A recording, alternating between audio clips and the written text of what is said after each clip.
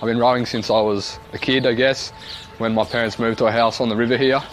My dad made a little dinghy, and I've always loved making things with my hands. And a passion for the water and rowing has led me to the interesting position I'm in now, I guess.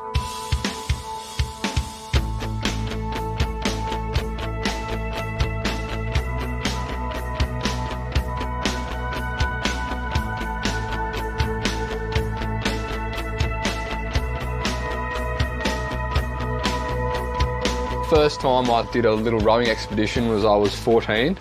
I rowed for 5 days from Brisbane to the Gold Coast, and that was in an old sailing dinghy that my father and I modified for the purpose of the trip. And ever since then, I've wanted to be at the stage where I'm at right now.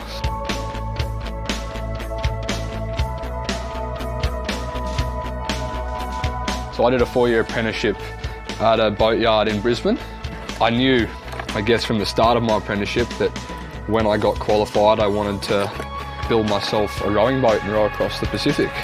And I remember one night I was on the computer when I was, probably 14 or something, and I found out that these crazy people row across oceans. I remember I had rowing training the next day, waking up at whatever it was, 4 in the morning or something stupid. I looked in the mirror and I said to myself, Tom, you're gonna row across the Pacific Ocean one day. You're gonna build a boat to do it in. And I guess since that day I've been thinking about what that boat's going to look like. The boat's 7.3 metres long, or 24 feet. I need to be able to keep food for 250 days. And so for that you need a hell of a lot of space. And I also wanted to have a cabin on the boat where I could sit down and have sitting headroom, so I wouldn't have to be hunched over, and where there was a separate place for me to sleep and for me to navigate and cook in.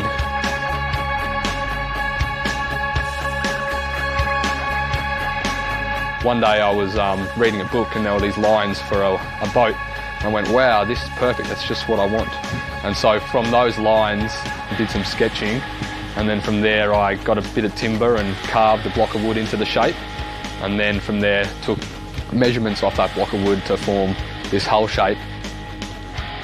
For me, there was no question about the fact that it was going to be made out of wood, simply because I enjoy working with it. It's a beautiful medium, and I could have built it lighter and stronger out of carbon fibre or fiberglass, but I wouldn't be enjoying the process.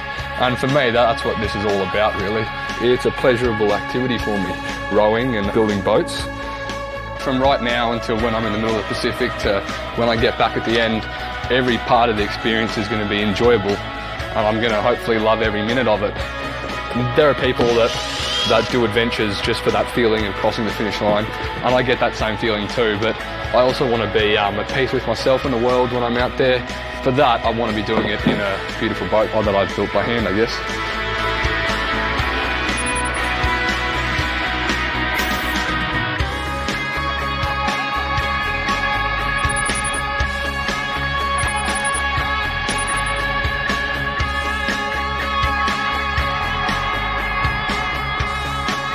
By its nature, this is a solo mission. From designing the boat to building the boat, I'm doing this on my own, and the whole row will be by myself. And so obviously the whole filming aspect will mean that everyone else, or anyone, whoever wants to, will be able to follow me, I guess. I'd like people to know that ambitious adventure is within their reach, so you don't need big budgets and big sponsors, etc, etc. You should be able to buy a few sheets of plywood or many sheets of plywood and buy some plans and build yourself a boat just like this and go rowing. You don't have to break records or get on the paper or whatever it is, but I think yeah, adventure is definitely within the reach of everyone if they want it. I like to watch videos of other people doing amazing things, and it really inspires me to do this as well. So if I can if people want to come along for the journey via social media, then hey, yeah, jump on board.